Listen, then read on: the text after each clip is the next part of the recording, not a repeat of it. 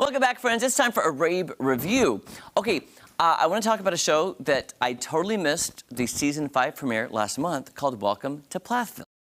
And let me tell you why I think I missed the season 5 premiere is because I fell off the show because I couldn't take any more of these bratty children. I'll just be honest. These children were so ungrateful, and I'm like, you guys, but here's why I'm back.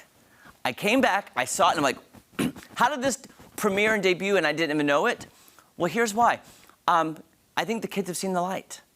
The bratty kids who had blamed their parents for everything have now switched gears and might be thankful for the way they were brought up. Now, again, I don't blame any parents for the way they bring up their kids, okay? First of all, you're the parents, they're the kids. They lived on a beautiful farm in Georgia. They weren't allowed to have cell phones or iPads, and they had to go play in the yard like we used to do.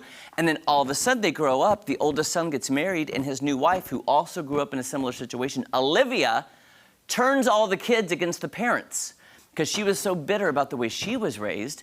She wanted to make everybody else bitter with her. So before I go on my soapbox, which I need to get a box out here, guys, take a look at season 5 and what you can expect. This season on Welcome to Plathville. She was using a made-up story to validate her big emotions. Olivia said my mom had used Ethan's credit card and was stealing from Ethan.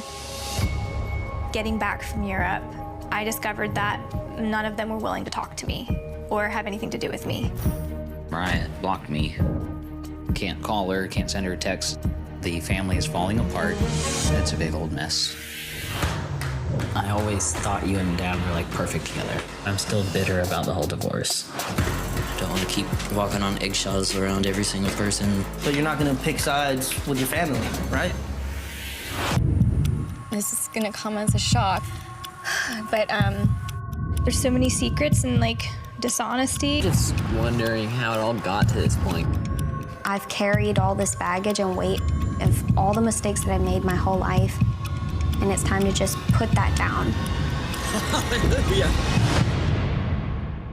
Quickly, let me just say, so this is the new wife, Olivia, over here, who married Ethan, like the oldest son. She was very upset about the way she was brought up, so she then brought it to these other kids, so then all of a sudden, they won't speak to the parents anymore. So then the parents are so distraught, guess what? The parents are now getting divorced. So the parents are divorced, and in this season, guess what? The mom starts dating one of the father friends of Isaac, who's the other son, and this is real life. This is not even a scripted show. This is crazy, guys. So I'm back for season 5 because now finally, Micah, who lives in LA, and Mariah, where did Mariah go? Right here. They finally saw the light and realized, oh, Olivia's trying to turn the whole family against the parents and say how bad they had it. When Micah finally agreed, he goes, I love the way I was brought up. I got to run outside and ride horses and build forts and be with my family. So finally, Olivia's spell has been broken. They've moved to Minnesota. This show is off the rails, guys. And it's always be grateful for your parents because one day they won't be here and you're gonna regret treating them so bad. And every parent just does the best they can, okay? So Olivia, I don't like her. The rest of the family, I'm praying for them, all right? Just gonna pray for them. Okay, let's move on now to a show I'm so excited about. It's coming back Sunday. You know how I love a period drama. Guess what? The Gilded Age, created by Julian Fellows, who created Downton Abbey, like my favorite show of all time, which I was just talking about, Downton Abbey, with my co-host today. It's back for season 2 on Max. Again, created, same creator. It's set in the early 1900s in New York. It's basically how the class system in New York started with all the rich people. It's classy, it's sassy, it's snarky, it's based on history, and this show must cost a fortune to shoot because the sets and the costumes alone are insane. I love this show so much. Take a look at the season 2 trailer. New York is where society puts itself on display. The leaders meet each other, and their children court each other. The old guard think they can keep out the new people with impunity, but nothing stays the same forever.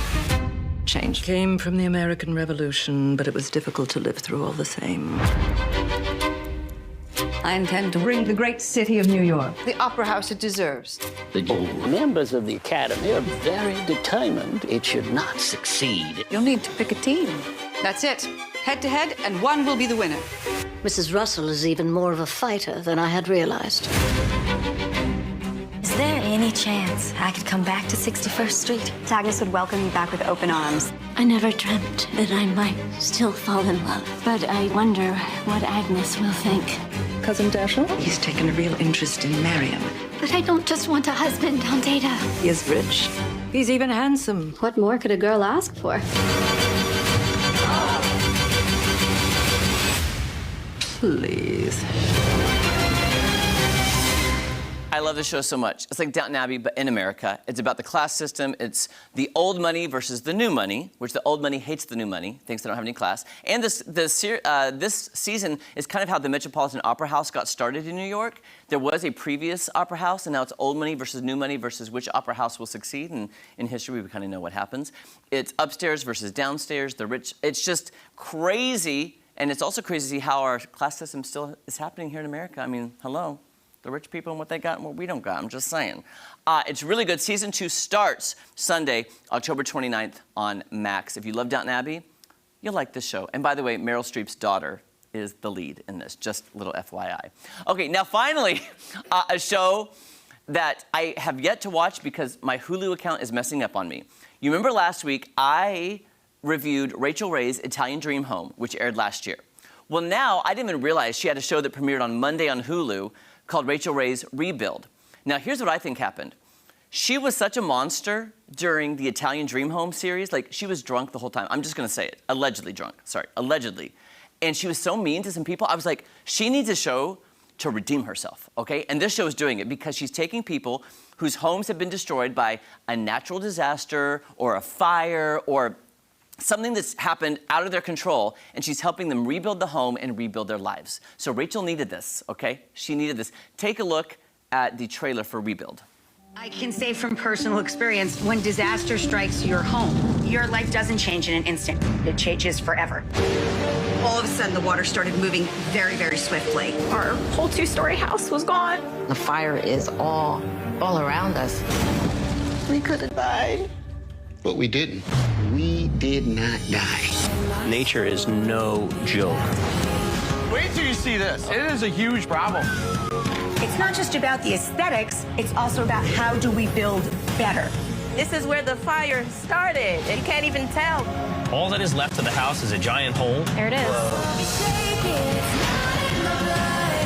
Who would ever think the worst thing that could ever happen to you could actually be joyous later in your life? Thank you. This is not our house. It is your house. Every inch of it is. I can't believe this is real. We're really home. It's time to start again, start our life again. That's right.